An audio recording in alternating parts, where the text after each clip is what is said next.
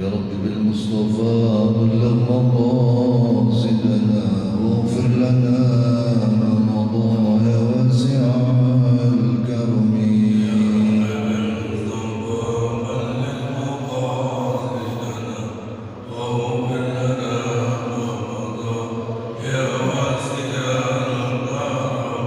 يا أكرم الخلق ما لمن ألوذ به سواك عند حلول الحديث العجيب. يا رب بالمصطفى بلغ مقاصدنا واغفر لنا ما مضى يا واسع الكرم. ولن يضيق رسول الله جاهك بي إذا الكريم تجلى باسم منتقم. يا رب بالمصطفى بلغ مقاصدنا واغفر لنا ما مضى يا واسع الكرم. محمد سيد الكونين والثقلين والفريقين من عرب ومن عجم. يا رب بالمصطفى بلغ مقاصدنا واغفر لنا ما مضى يا واسع الكرم. هو الحبيب الذي ترجى شفاعته بكل هول من الأهوال مقتحم. يا رب بالمصطفى بلغ مقاصدنا واغفر لنا ما مضى يا واسع الكرم. لعل رحمة ربي حين يقسمها تأتي على حسب من العصيان والقسم. يا رب بالمصطفى بلغ مقاصدنا واغفر لنا ما مضى يا واسع الكرم.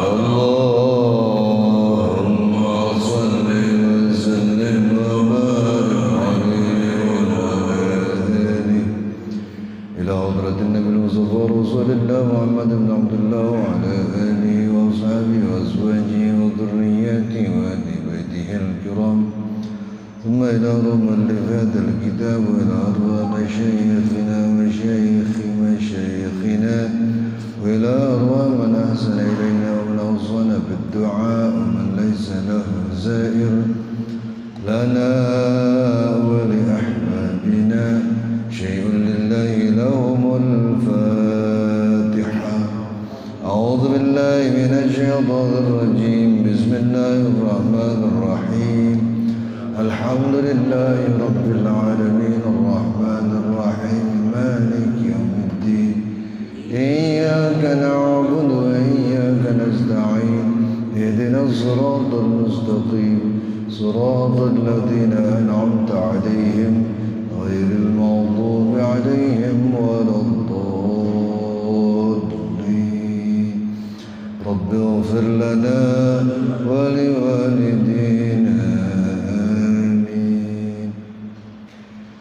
بسم الله الرحمن الرحيم. الحمد لله رب العالمين والصلاة والسلام على أشرف الأنبياء والمرسلين وعلى آله وأصحابه أجمعين، وبسندنا المتصل إلى المؤلف رحمه الله وأدام النفع به وببركات علومه وبنا وبكم في الدارين آمين. رضي الله عني وعنكم.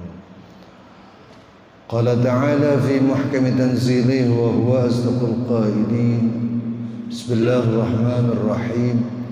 وما خلقت الجن والإنس إلا ليعبدون. وقال رسول الله صلى الله عليه وآله وسلم في حديث الشريف. بسم الله الرحمن الرحيم. من لم يشكر الناس لم يشكر الله. صدق الله وصدق رسول الله صلى الله عليه وآله وسلم. Hadrat al-asatizah wal ustazat al-ahibbah wal hadirin wal hadirat rahimakumullah. Mari sama-sama kita panjatkan puji dan syukur kehadirat Allah Subhanahu wa taala. Zat yang telah menganugerahkan dan melimpahkan begitu banyak karunia dan nikmat-Nya kepada kita semua, terutama karunia dan nikmat-Nya berupa iman dan Islam serta sehat dan afiat. Tentu saja berkat terpadunya beberapa nikmat tadi, maka dengan mudah, dengan ringan kita dapat melangkahkan kaki, mengayunkan tangan menuju tempat penuh mubarakah ini dalam rangka menunaikan tugas suci bulanan kita, yaitu talabul ilm. Salawat teriring salam tak lupa kita haturkan kehariban junjungan kita Nabi besar Muhammad sallallahu alaihi wasallam, sesosok profil pemimpin yang telah berhasil mengevakuasi umat manusia dari alam yang penuh dengan kebodohan, syarat dengan kejahilan menuju alam yang penuh ma'rifah dan irfan sekarang ini. Hadirin, kajian kita pagi ini sampai pada Rub'ul Ibadat fil Kitabil Khamis min Asrariz Zakah.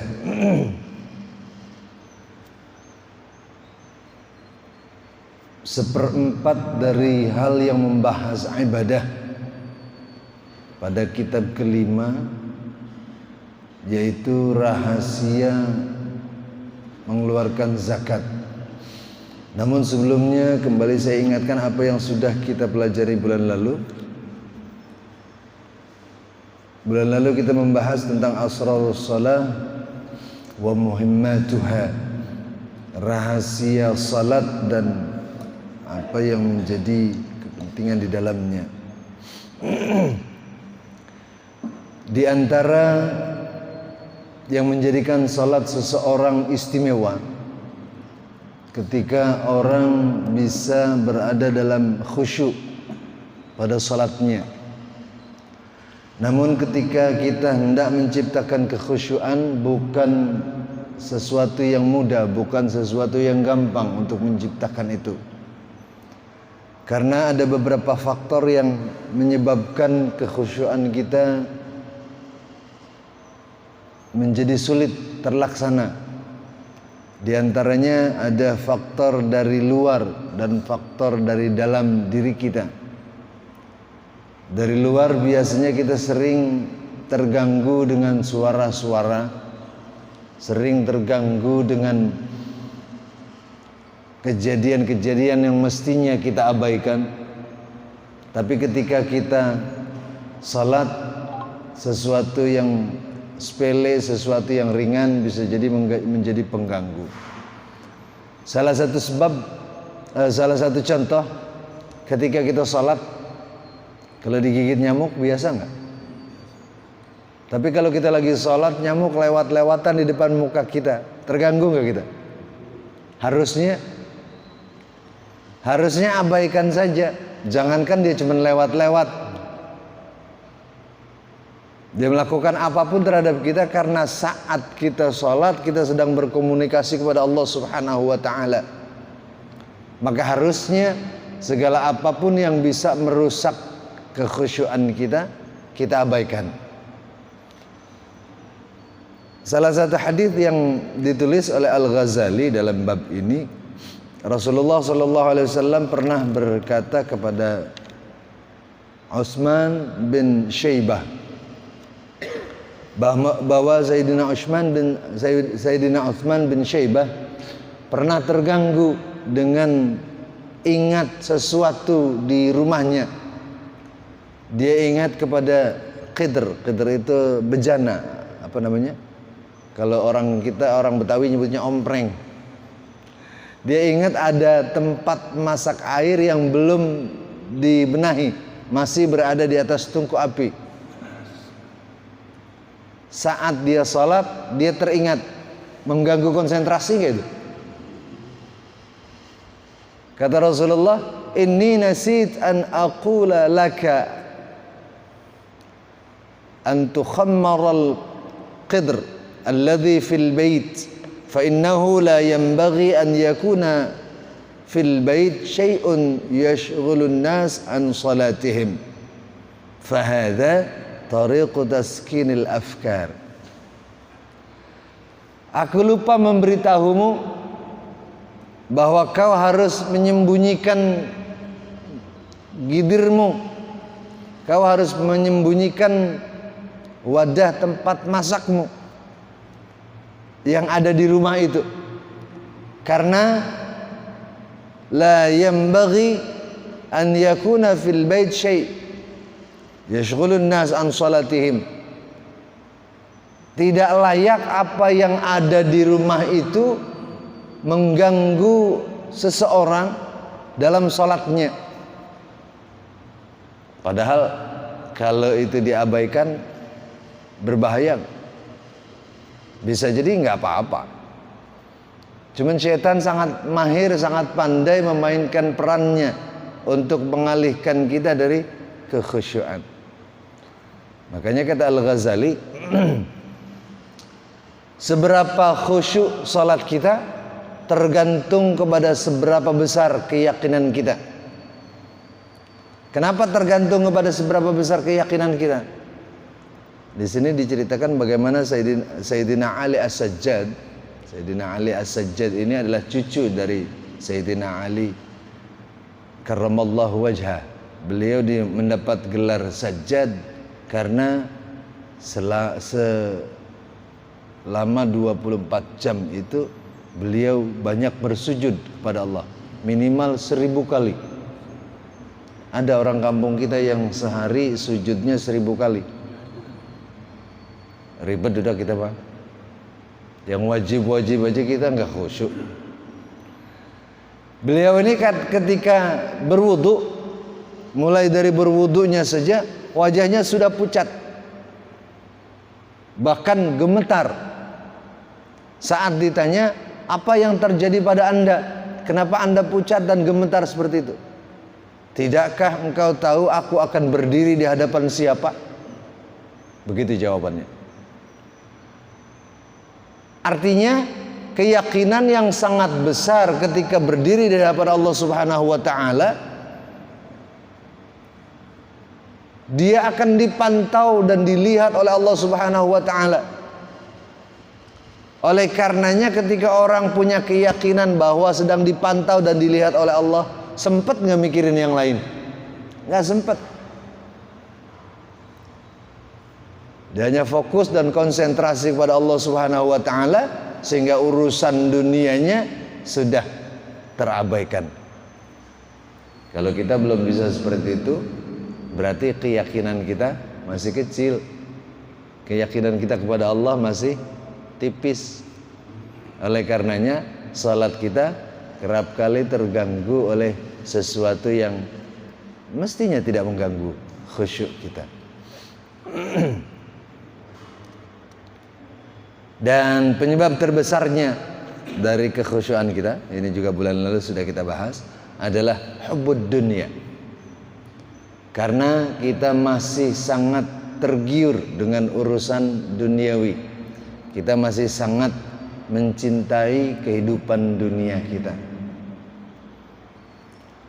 Oleh karenanya, kata Rasulullah, jika urusan dunia merusak konsentrasi dan fokusmu, maka buang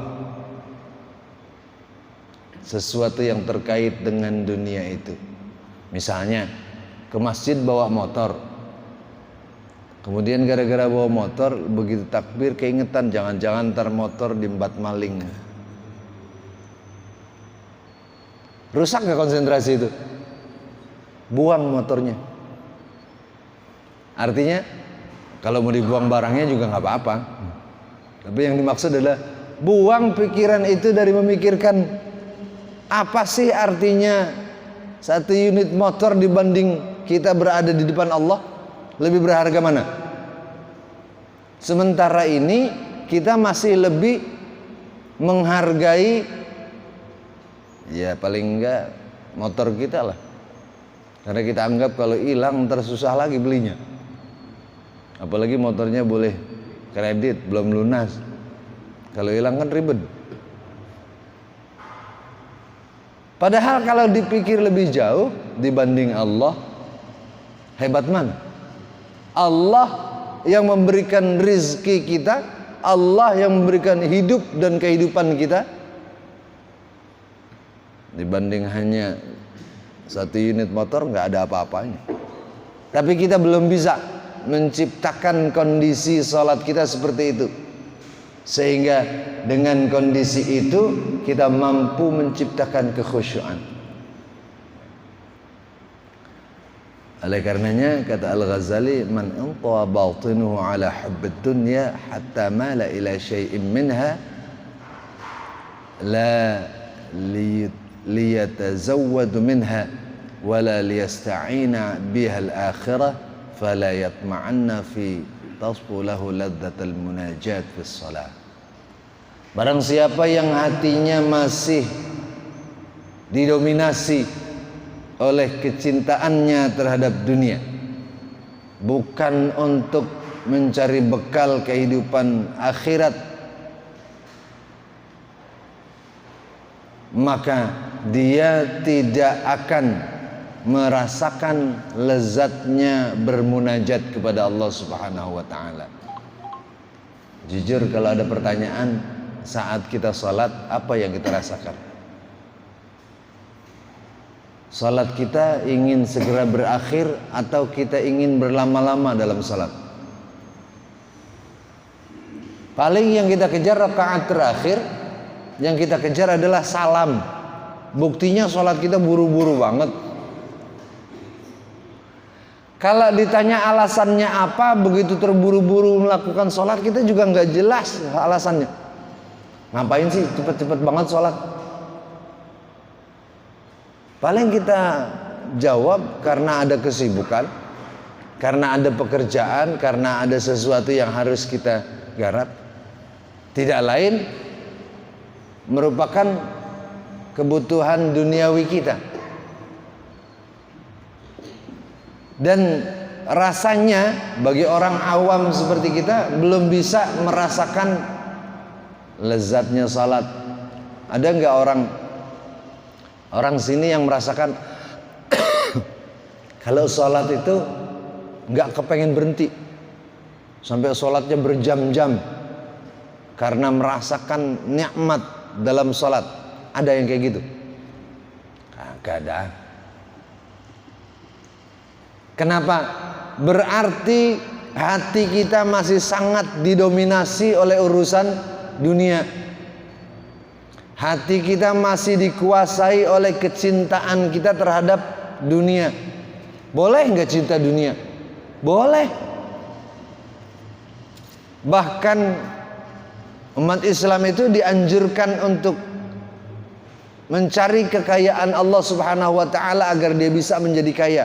Nanti di bab zakat, di bab asraruz zakah ada ukuran kapan kita disebut kaya dan kapan kita disebut miskin. Sebentar lagi kita masuk.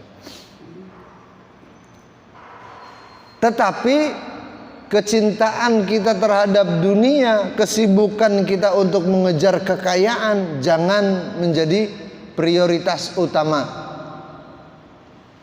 Karena kalau ini menjadi prioritas utama, ini akan merusak nilai-nilai ibadah kita. Terutama dalam khusyuk. Kita sulit untuk bisa khusyuk kalau masih didominasi oleh kecintaan kita terhadap dunia. Oleh karenanya, wa 'alal jumlah fa himmatud dunya wa himmatul akhirah fil qalb mithlul ma'il ladzi yusibu fi qadhin mamlu'in bi khal. فبقدر ما يدخل فيه من الماء يخرج منه من الخل لا محالة لا يجتمعان.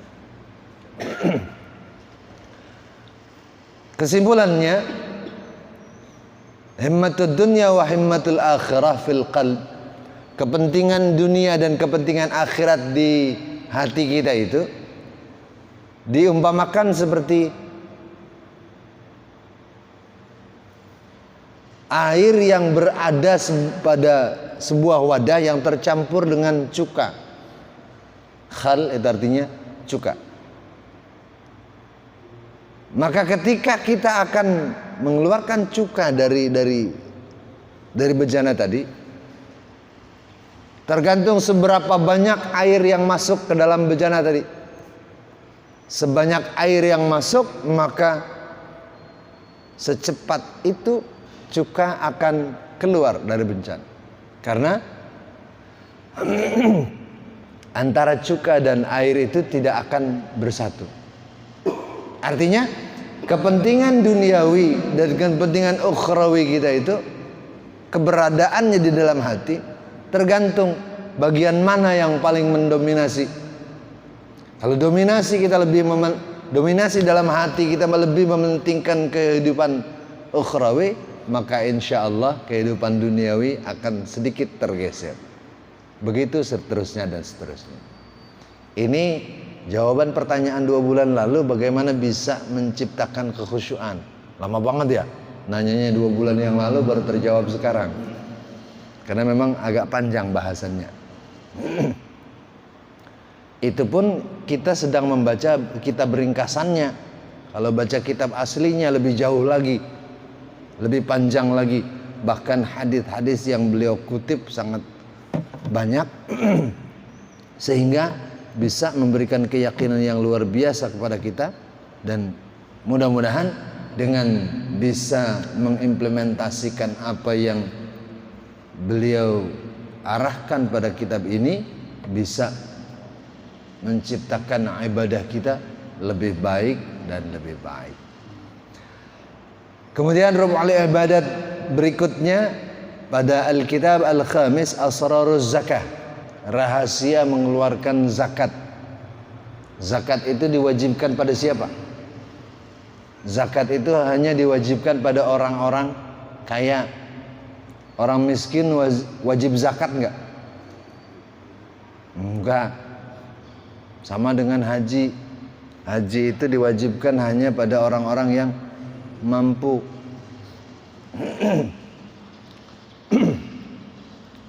Mampu secara finansial, mampu secara fisik, mampu secara batin, dan seterusnya. Tetapi apa yang Allah wajibkan, apa yang Allah perintahkan pada umatnya, kata Al-Ghazali, tidak lain kecuali untuk menyempurnakan kewajiban-kewajiban seorang hamba kepada Tuhannya, agar dengan itu dia bisa melaksanakan apa yang diwajibkan Tuhannya dengan baik dan benar. Karena pada dasarnya manusia diciptakan Allah Subhanahu wa taala tidak lain untuk beribadah. Beliau kutipkan ayatnya, "Wa ma khalaqtul jinna wal ins illa liya'budun." Kata Allah, tidaklah aku ciptakan jin dan manusia kecuali untuk mengabdi kepadaku, kecuali untuk menyembah kepadaku.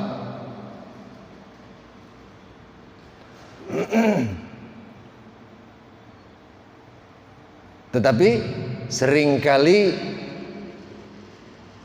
orang mengabaikan perintah Allah. Seringkali orang mengabaikan menyembah kepada Allah, bahkan lebih memprioritaskan aktivitas lainnya. Sebetulnya harusnya aktivitas pokok kita itu ibadah. Nyari duit ibadah apa bukan?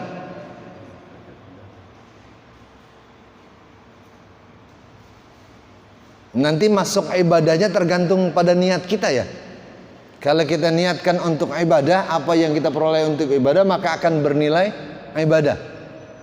Tetapi kalau secara kata, secara makna leksikal dari kerja itu yang kita sebut dengan cari uang, itu bukan bagian dari ibadah. Dia masuk menjadi kategori ibadah saat kita niatkan untuk ibadah.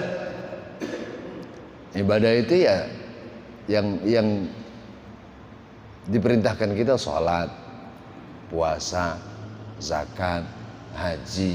Ini baru namanya ibadah yang para fuqaha menyebutnya dengan ibadah mahdhah.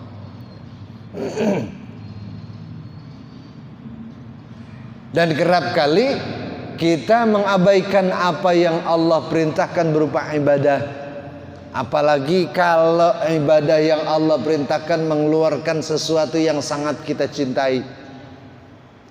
Ada nggak orang sini yang nggak senang sama duit? Ada? Nggak ada.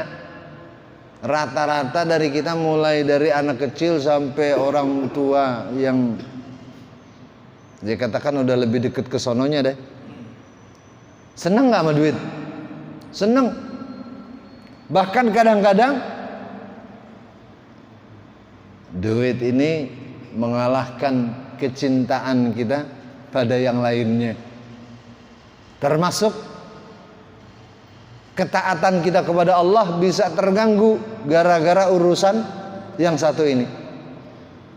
Sering saya contohkan, ketika kita menyatakan bahwa kita ini hamba yang patuh dan taat kepada Allah, biasanya indikasinya orang yang taat dan patuh kepada Allah itu, kalau ada panggilan untuk ibadah, dia menyegerakan diri. Azan maghrib misalnya, biasanya rajin. Begitu azan berkumandang, berangkat langsung ke masjid. Tiba-tiba satu saat, begitu azan maghrib, ada tamu datang.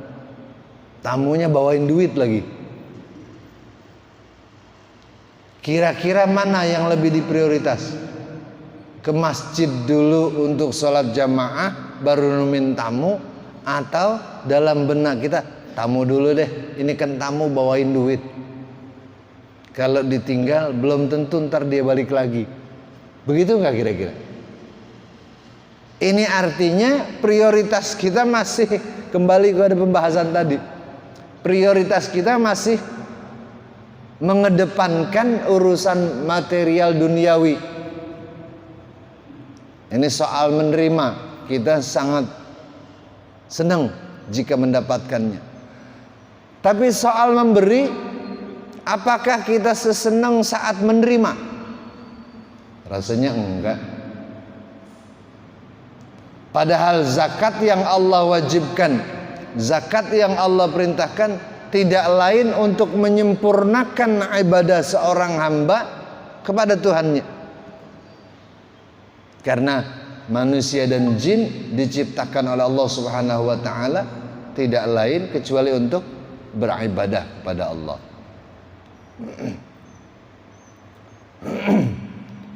Tetapi seringkali banyak orang yang mengabaikan itu.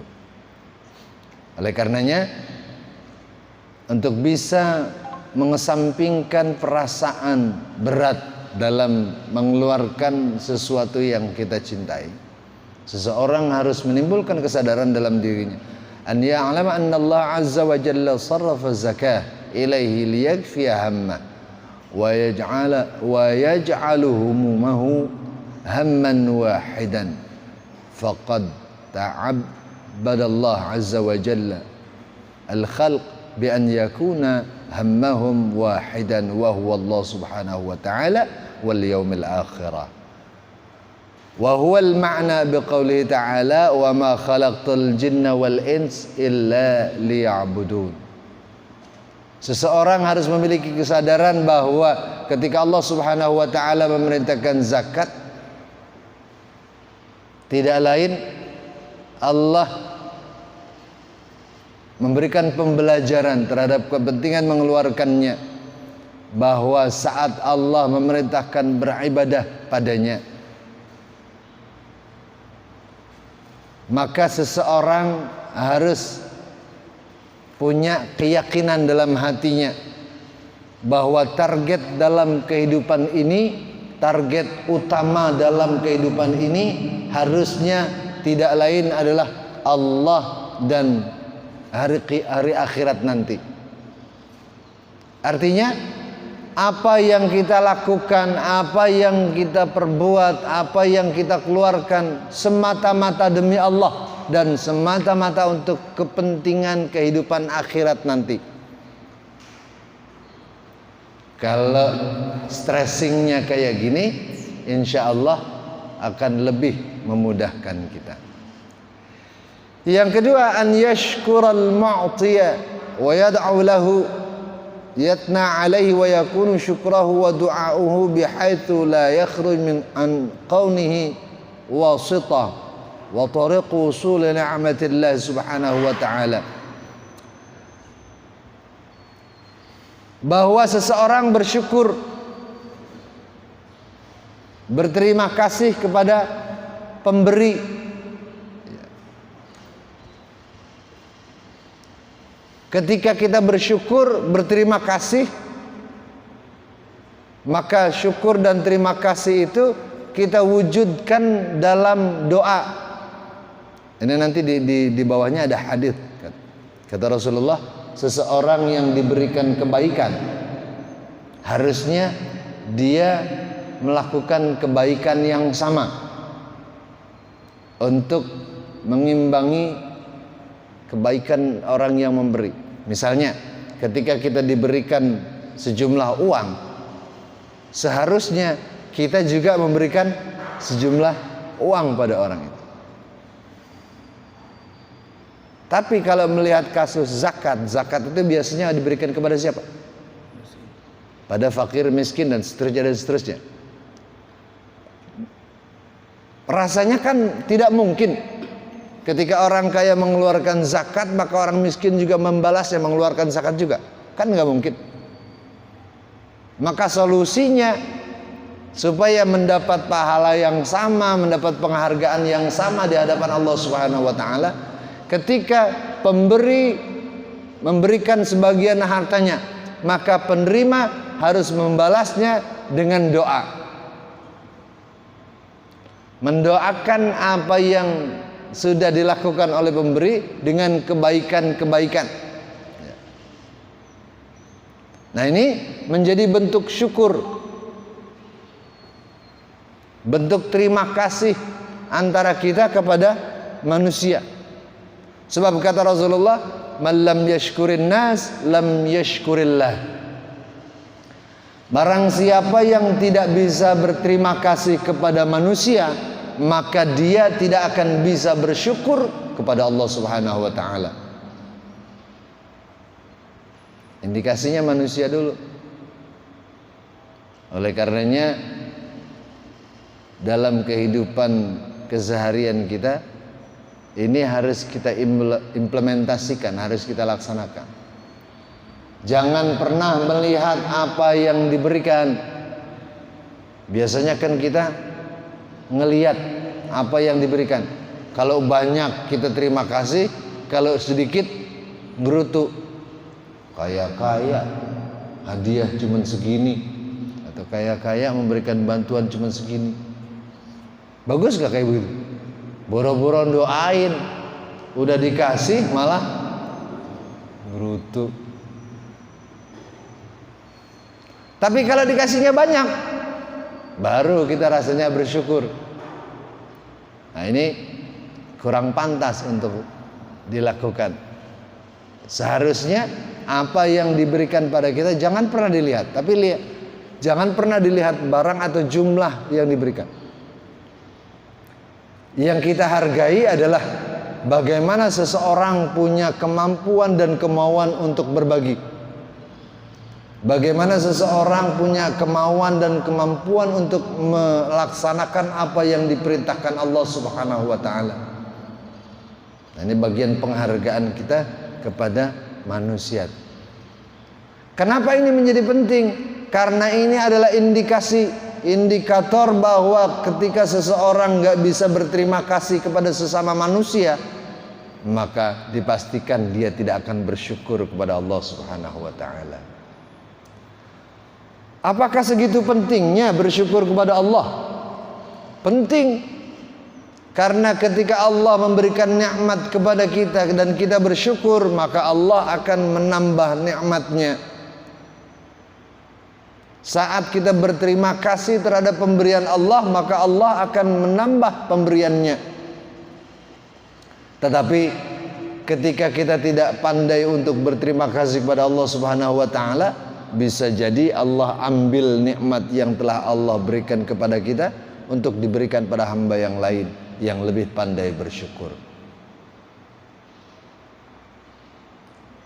Jadi teorinya gampang ya. Teorinya gampang, tetapi prakteknya barangkali tidak semudah teorinya. Kata Rasulullah sallallahu alaihi wasallam, "Man asda ilaikum ma'rufan fakafa'u fa in lam tastati'u fad'u lah hatta ta'lamu annakum kafa'tumu."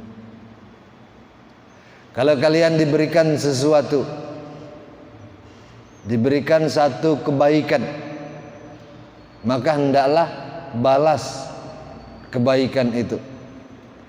Fa illam tastati'u, jika kalian tidak mampu melakukan hal yang sama dengan kebaikan tadi, fad'ulah, maka doakanlah dia, hatta ta'lamu annakum kafa'tumu, sampai kalian tahu bahwa kalian sudah membalas perbuatan baik dengan kebaikan juga. Ini kata Rasulullah sallallahu alaihi wasallam.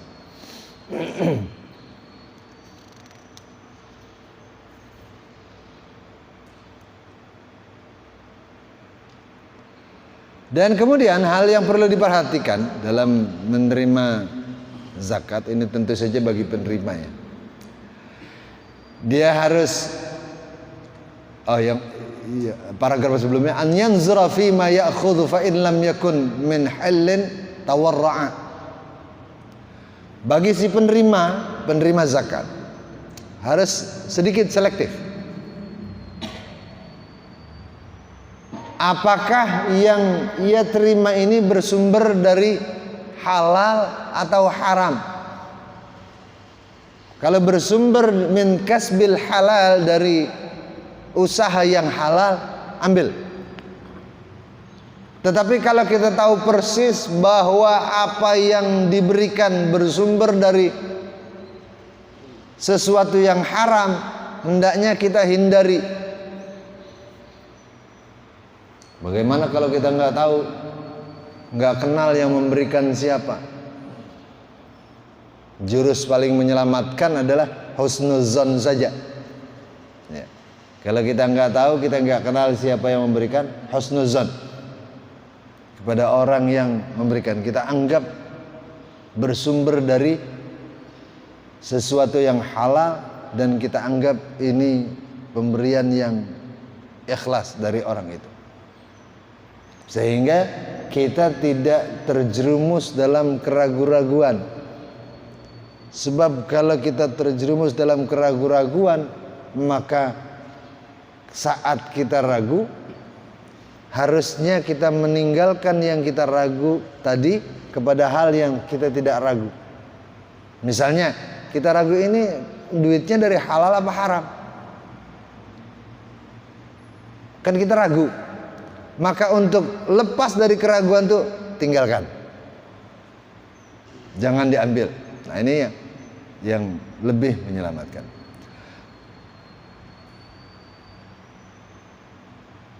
Dari yang halal.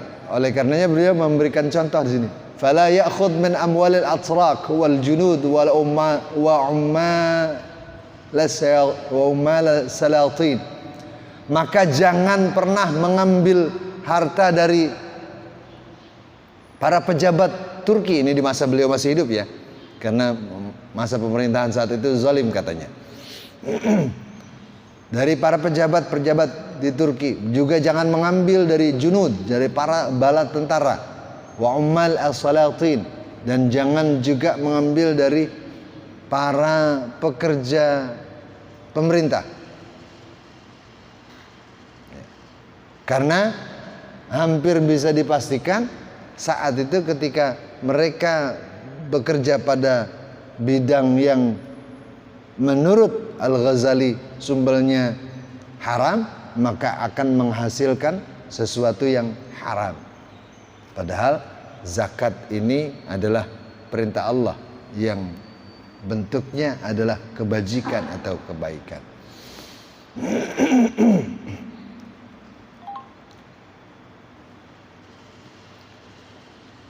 Dan berikutnya,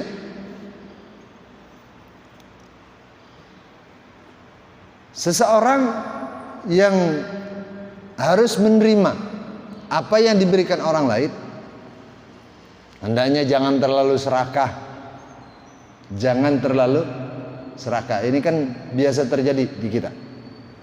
Kalau ada pembagian sembako misalnya, ada enggak yang lebih menghindari pembagian? Bahkan yang udah dapat kepengen ngambil lagi.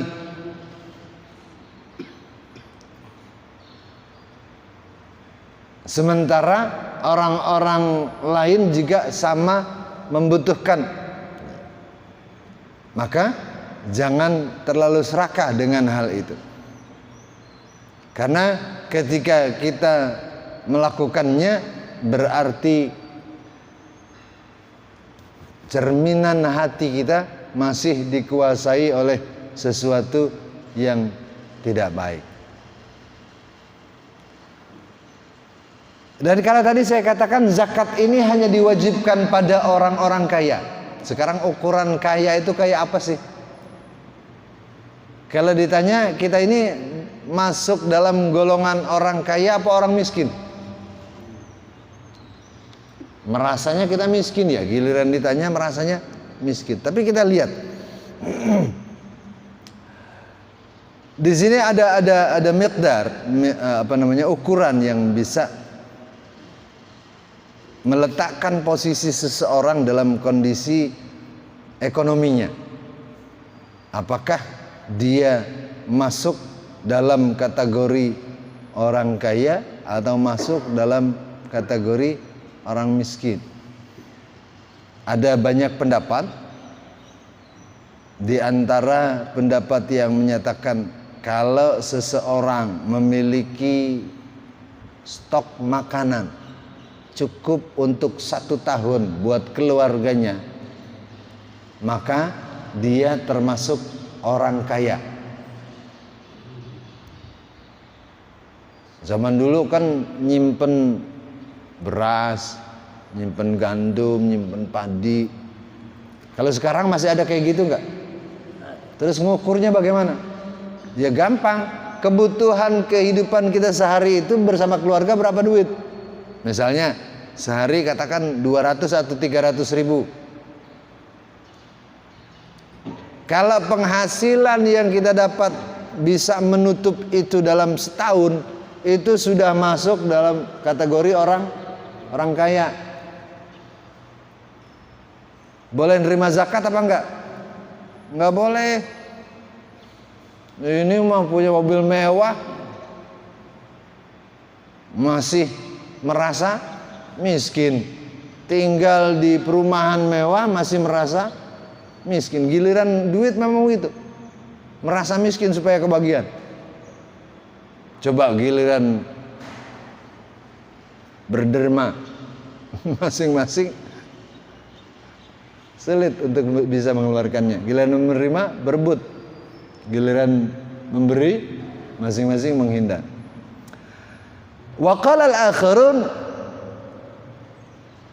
ya'khudh ila haddil ghina, wa haddil ghina nisabuz zakah. Ada yang lebih sedikit katanya menentukan batas seseorang bisa dianggap kaya kalau dia sudah ekonominya sudah mencapai had zakat. Ya. Batasan mengeluarkan zakat, kayak emas misalnya.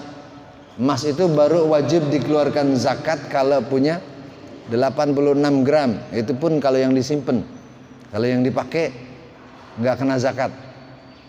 Kalau dia punya emas simpanan sebanyak itu, maka dia sudah wajib mengeluarkan zakat. Kalau wajib mengeluarkan zakat berarti dia masuk dalam kategori orang kaya. Wa qala al-akharun haddul ghina 50 dirhaman atau qimatuha min az-zahab.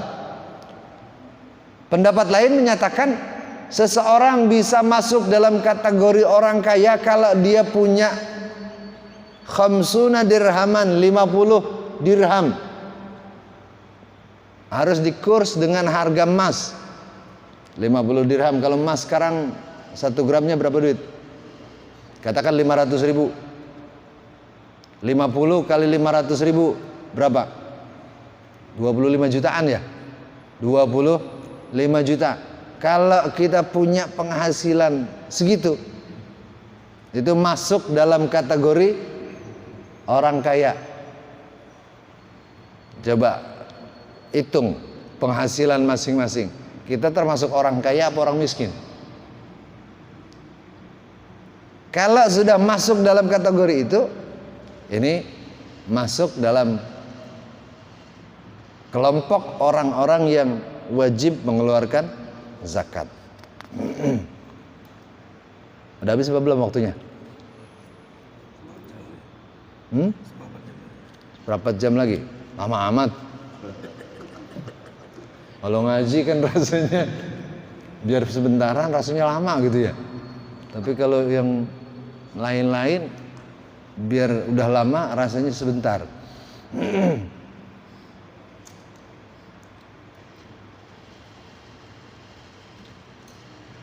Kalau ada orang yang mengambil lebih dari apa yang semestinya, Rasulullah menggambarkan 5 ruwiya Ibnu Mas'ud annahu sallallahu alaihi wasallam qala man sa'ala wa lahu mal yughnihi jaa yaumal qiyamah wa fi wajhi khumush fasu'ila wa ma ghinahu qala 50 dirhaman aw qimatuha zahaban. Barang siapa yang menerima zakat sedangkan dia memiliki harta kekayaan, maka dia datang di hari kiamat nanti dengan wajah yang penuh luka karena garukannya sendiri. Di hari kiamat nanti dia datang wajahnya digaruk-garuk sampai luka. Karena apa? Karena mengambil hak yang mestinya bukan menjadi haknya. Artinya orang kaya yang ngambil atau menerima zakat, Rasulullah gambarkan seperti itu. Sampai beliau ditanya, batasan seseorang dianggap kaya itu kaya apa ya Rasulullah? Beliau menjawab, 50 dirhaman au qimatuha zahaban. 50 dirham atau setara dengan harga emas. Kalau penghasilannya tadi setara dengan 50 gram, berarti dia sudah termasuk dalam kategori orang kaya. Hati-hati, jangan sampai menerima zakat. Karena resikonya akan datang di hari kiamat dengan terhina.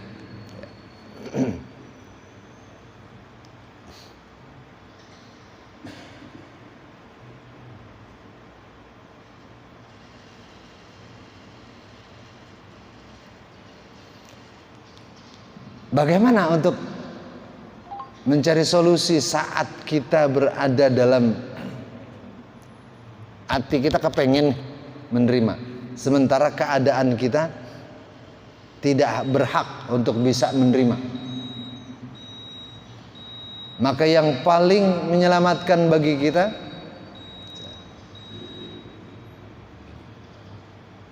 seperti yang dikatakan para ahlu hikmah, untuk bisa menciptakan wara' dalam hati kita. Istafti qalbak wa in aftuka wa aftuk. Tanya hatimu. Tanya hati sanubarimu. Biasanya kalau mulut kan bisa bohong. Kalau hati bisa bohong nggak? Nggak akan bisa bohong. Tanyakan hati kita. Meskipun hati kita itu sudah menerima banyak fatwa, orang sudah bilang ini, bilang itu. Tanyakan hati kita sendiri.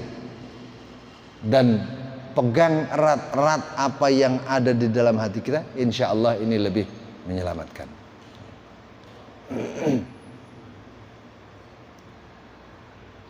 Karena kata Rasulullah, dosa itu biasanya muncul karena ada penyakit hati. Idil ism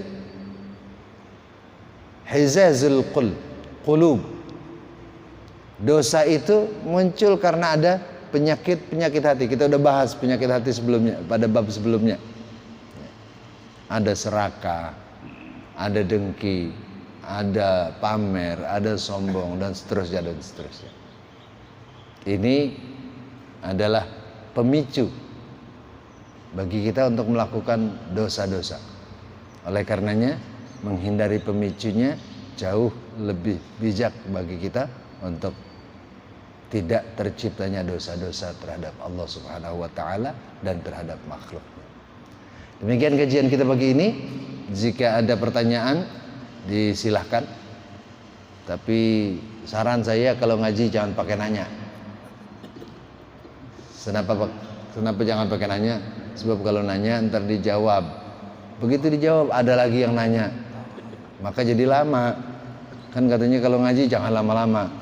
Tapi kalau ada pertanyaan silakan. Yuk. Ya guru, nanya masalah zakat ya. Saya seorang pedagang. Mulai saya dagang punya uang 5 juta. Setelah saya kalkulasi 1 tahun masih ada tuh uang 5 juta gitu modal saya gitu. Bagaimana tuh keluar zakat enggak?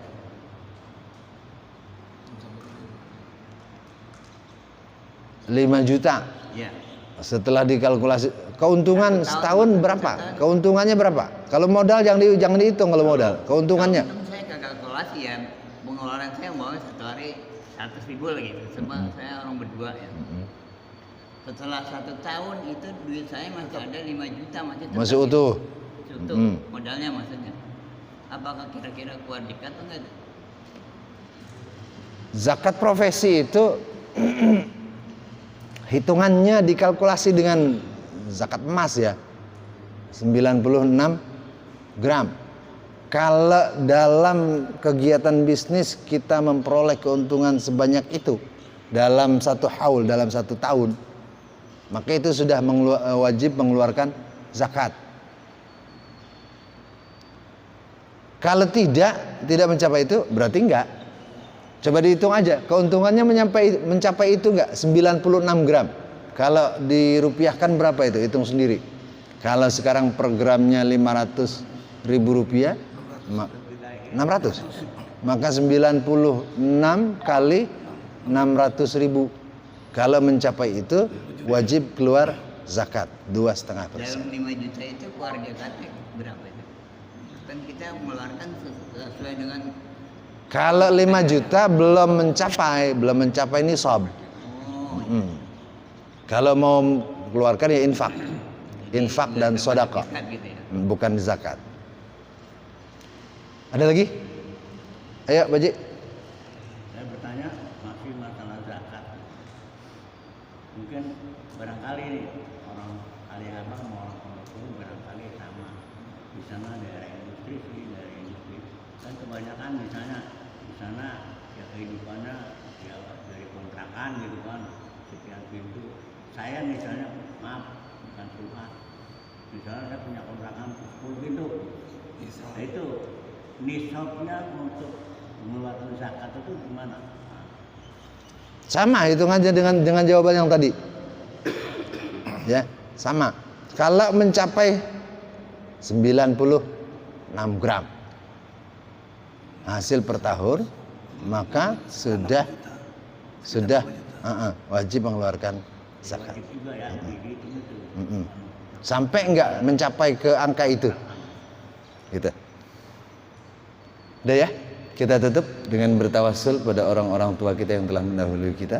Mudah-mudahan kiranya Allah ampuni dosa-dosa mereka, Allah lipat gandakan pahala amal baik mereka, dan akhirnya Allah tempatkan mereka di surga yang penuh dengan nikmat. Kita yang masih hidup, Allah berikan kita nikmat panjang umur dalam taat kepada Allah dan Rasulnya. Allah berikan kita kekuatan iman dan Islam. Allah berikan kita taufik dan hidayah. Allah berikan kita rezeki yang banyak untuk bekal ibadah kepada Allah Subhanahu wa taala. Allah jadikan anak cucu kita anak cucu yang salihin, salihat, mutamassikin bi syariatillah wa sunnati nabiyyi. Kelak kita mati mohon dimatikan dalam husnul khatimah. Ala hazihi niyyah wa ala kulli niyatin salihah wa ala niyatil qabul wa tamami kulli sul ila hadratir rasul sallallahu بحق سيدنا محمد صلى الله عليه وسلم وبركاته كرامة الأنبياء. شيء لله لهم الفاتحة. أعوذ بالله من الشيطان الرجيم. بسم الله الرحمن الرحيم. الحمد لله رب العالمين الرحمن الرحيم مالك يوم الدين. إياك نعبد وإياك نستعين. اهدنا الصراط المستقيم صراط الذين أنعمت عليهم غير المغضوب عليهم ولا الضالين. رب اغفر لنا ولوالدينا آمين يا أرحم الراحمين يا أرحم الراحمين يا أرحم الراحمين. فرج على المسلمين.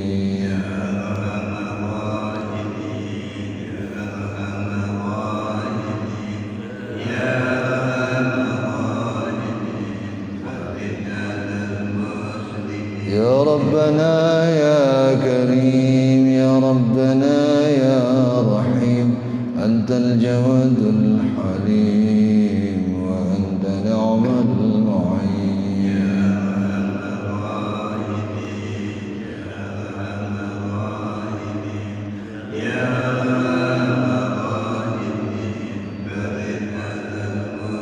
رب أدخلنا جنان أزلفت للمتقين. ينادون ادخلوها بسلام آمنين.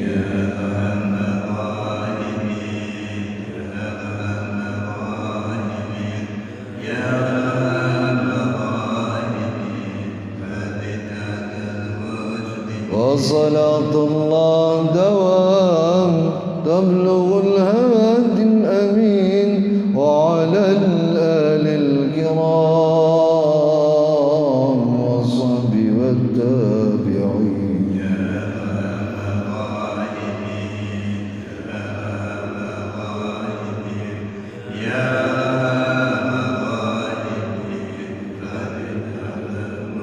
ربنا آتنا في الدنيا حسنة وفي الآخرة حسنة وقنا عذاب النار.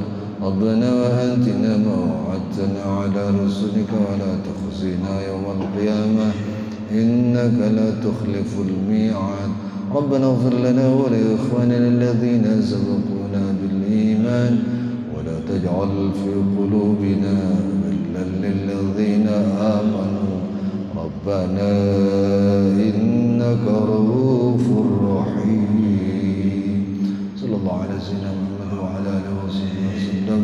دعواهم فيها سبحانك اللهم وتحيتهم فيها سلام وآخر دعوانا أن الحمد لله رب العالمين. أدانا الله وإياكم atas segala kesalahan. Allahul muwaffiq ila aqwamit thariq. Wassalamu alaikum warahmatullahi wabarakatuh.